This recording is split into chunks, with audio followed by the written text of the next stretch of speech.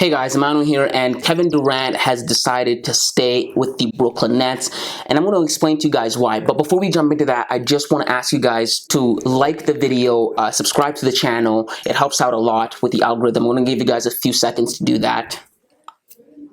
Okay, now that's over, guys. Is Kevin Durant ever the drama queen? Holy God.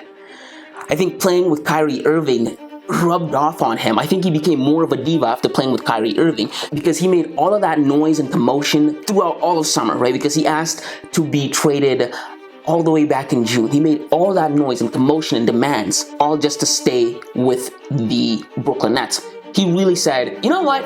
I'm okay. I'm good. I'm good. I don't, nothing matters. And me personally, as a, spectator and commentator on the NBA, I personally thought that Kevin Durant was definitely going to get traded.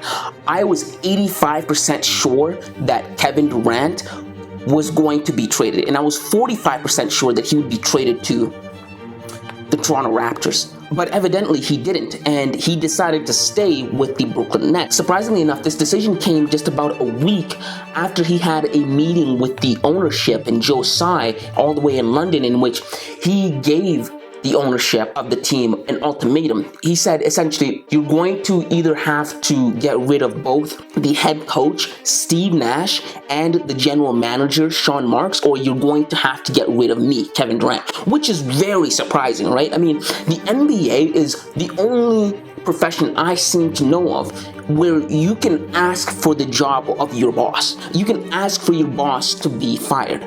Isn't that something? But anyway, just like Q, I began to wonder. I started asking myself, why did Kevin Durant decide to stay with the Brooklyn Nets? I mean, nothing changed, right?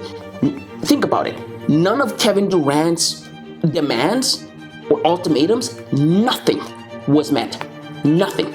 Steve Nash wasn't fired. Sean Marks wasn't fired. Kyrie Irving was signed before he requested that trade. No new player was added. Didn't give him a pay raise. Nothing. So why the sudden change of heart? I believe there are a number of reasons why Kevin Durant decided to stay with the Brooklyn Nets, and I'm going to get into them right now. Number one, I think the biggest thing that played into Kevin Durant staying with the Brooklyn Nets was that huge 4-year deal he signed at the beginning of the season this year. At the beginning of this season that just ended, Kevin Durant signed a huge 4-year deal with like $200 million or something, and it would take him all the way until 2026, in which he would become a free agent. This effectively took away any leverage that Kevin Durant had. Any leverage that he could have used to pressure the ownership into trading him went away. Because, listen, if the Brooklyn Nets really wanted to, they could have told Kevin Durant all the way back in June, shut up and play. And Kevin Durant could have done nothing about it. He would have just had to shut up and play, right? It would be a different story if Kevin Durant had a year or a year and a half left on his contract. He could say, I'm going to hold out, right? It's only a year. I'm going to hold out. And he could even dictate and direct the team to which team he wants to be traded so they don't screw him over and trade him to like a Sacramento King. He could say, you trade me to Sacramento, I'm not going to sign there, and Sacramento wouldn't want to trade for him because they're not going to trade for him only to get him for 1 year, right? But it's a different story when you have a 4-year obligation and $200 million on the line, right? What are you going to do? Sit for 4 years? That's a lot of money you're going to lose, right? So any leverage that Kevin Durant had, he didn't have any leverage to begin with, right? And that was the number one thing. The number two thing that forced Kevin Durant to stay with the Brooklyn Nets is the market wasn't there for Kevin Durant, right?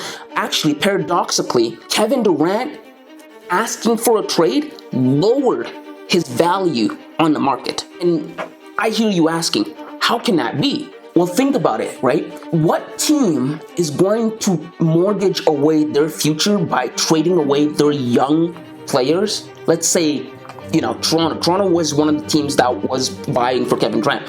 What team is going to mortgage away their young players plus draft capital for an aged star who is 34, like Kevin Durant, who is proven that he is wishy-washy and is high maintenance to the point where he was not happy in a best possible basketball situation any player could be, which is Golden State. He asked to be traded from the Golden State Warriors. He effectively left the stable Steve Kerr and Stephen Curry for rookie Steve Nash and dysfunctional Kyrie Irving, right? General manager thinking about that. Who's going to do that? Who's going to trade for a guy who's wishy-washy, right? Who, and this is the cherry on top, would ask for the job of the general manager that's trading for him in the first place when a road gets tough, right? What general manager is going to trade for a guy who's going to come after his job when everything isn't peachy? Nobody. That's who. And furthermore, Kevin Durant, the narrative around him is he can't win without Stephen Curry, right? So we're getting you at 34 and you want our whole future, and for you're a guy who can only win with Stephen Curry, and furthermore you can even get along with the most stable team, the Golden State Warriors. It just doesn't make any sense, right? You wouldn't trade it, and that's why no one traded for him. He was on the market for 2 months. Now ask yourself, if LeBron asked to be traded, would he be on the market for 2 months? No. He'd be gone within 2 weeks at the most. So that really hurt him. And finally, I think the cherry on top, the hay that broke Camel's back, was Kevin Durant's legacy. I think Kevin Durant really had to contemplate his time in the NBA, his legacy, and how he will be remembered in the NBA. And as of right now, it doesn't even look good for Kevin Durant. I mean, he has been swept in the playoffs. You can't say that about LeBron, right? And furthermore, for a huge chunk of his career, he's been called a snake because he bailed out to go join the very team that whooped his butt.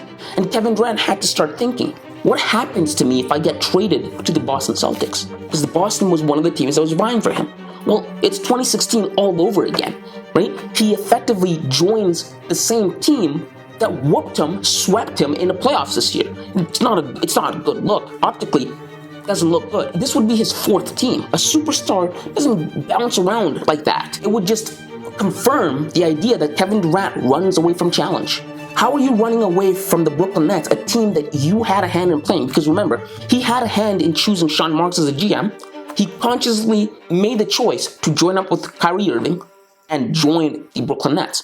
Right? It just doesn't look good for him. And I think these are the things that really seal the deal for Kevin Durant and forced him to stay in Brooklyn, right? Because, like I said, none of his demands were met. Nothing changed. And he just had a change of heart.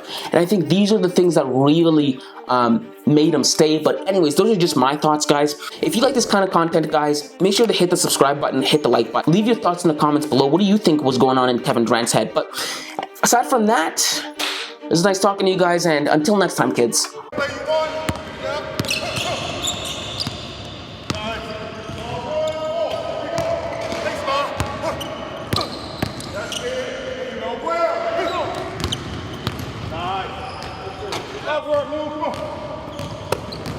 That's some fun with that work.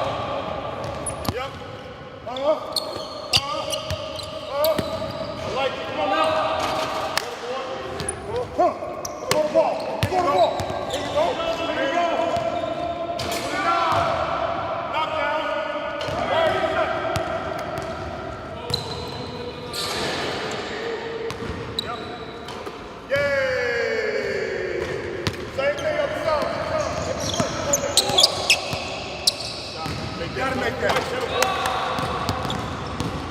Nice there